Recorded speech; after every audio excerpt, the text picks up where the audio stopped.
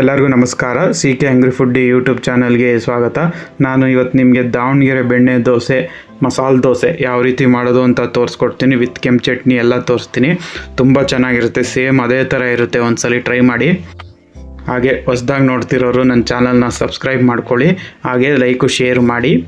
ಇದು ನೋಡಿ, ದಾವಣಗೆರೆ ಬೆಣ್ಣೆ ದೋಸೆ ಇಟ್ಟು ಇದು ಯಾವ ರೀತಿ ಮಾಡೋದು ಅಂತ ನಾನು ಡಿಸ್ಕ್ರಿಪ್ಷನಲ್ಲಿ ಹಾಕಿದ್ದೀನಿ, ನೋಡ್ಕೊಳ್ಳಿ. ಈಗ ಒಂದು ಬಟ್ಲಿಗೆ ಒಂದು 3 ಒಣಮೆಣ್ಸಿನ್ಕಾಯಿ, ಇದು ಕೆಂಪು ಚಟ್ನಿ ಮಾಡೋಕ್ಕೋಸ್ಕರ. ಈಗ ಇದು ನೀರು ಹಾಕ್ಬಿಟ್ಟು ಒಂದು 10 ನಿಮಿಷ ನೆನೆಸಿಡಿ. ಈಗ ಒಂದು ಮಿಕ್ಸಿಗೆ ನೆನೆಸಿರೋ ಅಂಥ ಒಣಮೆಣ್ಸಿನ್ಕಾಯಿ ನೋಡಿ, ಒಂದು 10 ನಿಮಿಷ ಆದಮೇಲೆ ಈ ಥರ ಮೆತ್ತಗಾಗುತ್ತೆ. ಅದಕ್ಕೆ ಒಂದು 6-7 ಎಸ್ಲು ಬೆಳ್ಳುಳ್ಳಿ, ಆಮೇಲೆ ಒಂದು ಈರುಳ್ಳಿ,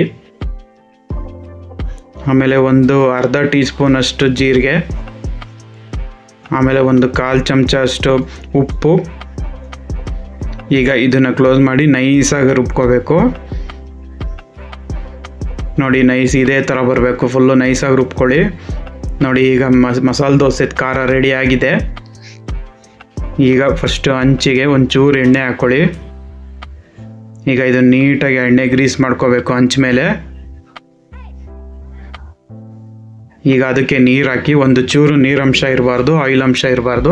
ಆ ಥರ ನೀಟಾಗಿ ನೋಡಿ, ಈ ಥರ ಕ್ಲೀನಾಗಿ ಒರೆಸ್ಕೊಂಬಿಡಿ. ಈಗ ಅದಕ್ಕೆ ಒಂದು ಹಿಟ್ಟು ಹಿಂಗೆ ಹಾಕಿ ಇದು ನೀಟಾಗಿ ತಿಕ್ಕಬೇಕು. ಈ ಥರ ನೀವು ಮಾಮೂಲಿ ಮಸಾಲೆ ದೋಸೆ ಥರ ಜಾಸ್ತಿ ತಿಕ್ಕಬಾರ್ದು. ಇದು ದಾವಣಗೆರೆ ಬೆಣ್ಣೆ ಮಸಾಲೆ ದೋಸೆ ಆಗಿರೋದ್ರಿಂದ ನೋಡಿ ಇಷ್ಟೇ ತಿಕ್ಕಬೇಕು ನೀವು.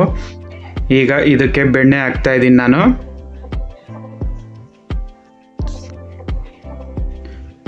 ತುಂಬ ಚೆನ್ನಾಗಿರುತ್ತೆ, ಸೇಮ್ ನಿಮ್ಗೆ ಹೊರಗಡೆ ಯಾವ ರೀತಿ ಸಿಗುತ್ತೆ ಹೋಟ್ಲಲ್ಲಿ ಅದೇ ರೀತಿ ಟೇಸ್ಟ್ ಬರುತ್ತೆ. ಒಂದ್ಸಲಿ ಟ್ರೈ ಮಾಡಿ. ನೋಡಿ, ಈಗ ಬೆಣ್ಣೆ ಎಲ್ಲ ಕರಗಿದೆ. ಈಗ ಇದು ಒಂದೊಂದು ಕಡೆ ತಿರುಗಿಸೋಣ.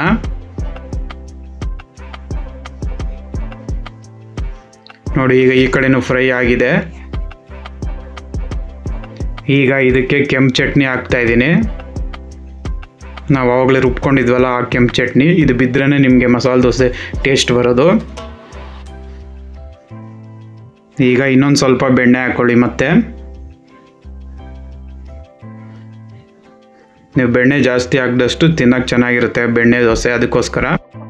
ಈಗ ಅದಕ್ಕೆ ಆಲೂಗಡ್ಡೆ ಪಲ್ಯ, ಇದು ಯಾವ ರೀತಿ ಮಾಡೋದು ಅಂತ ನಾನು ಡಿಸ್ಕ್ರಿಪ್ಷನಲ್ಲಿ ದಾವಣಗೆರೆ ಬೆಣ್ಣೆ ದೋಸೆನೇ ಹಾಕಿದ್ದೀನಿ. ಹಿಟ್ಟು, ಚಟ್ನಿ, ಪಲ್ಯ ಯಾವ ರೀತಿ ಮಾಡೋದು ಅಂತ ನೋಡಿ.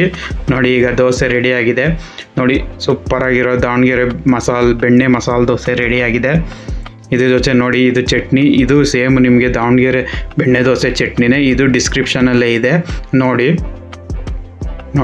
ದಾವಣಗೆರೆ ಮಸಾಲೆ ದೋಸೆ ರೆಡಿಯಾಗಿದೆ. ನೀವು ಒಂದ್ಸರಿ ಟ್ರೈ ಮಾಡಿ, ಹೇಗಿದೆ ಅಂತ ಕಮೆಂಟ್ ಬಾಕ್ಸಲ್ಲಿ ತಿಳಿಸಿ. ಹಾಗೆ ಹೊಸ್ದಾಗಿ ನೋಡ್ತಿರೋ ಚಾನಲ್ನ ಸಬ್ಸ್ಕ್ರೈಬ್ ಮಾಡಿ.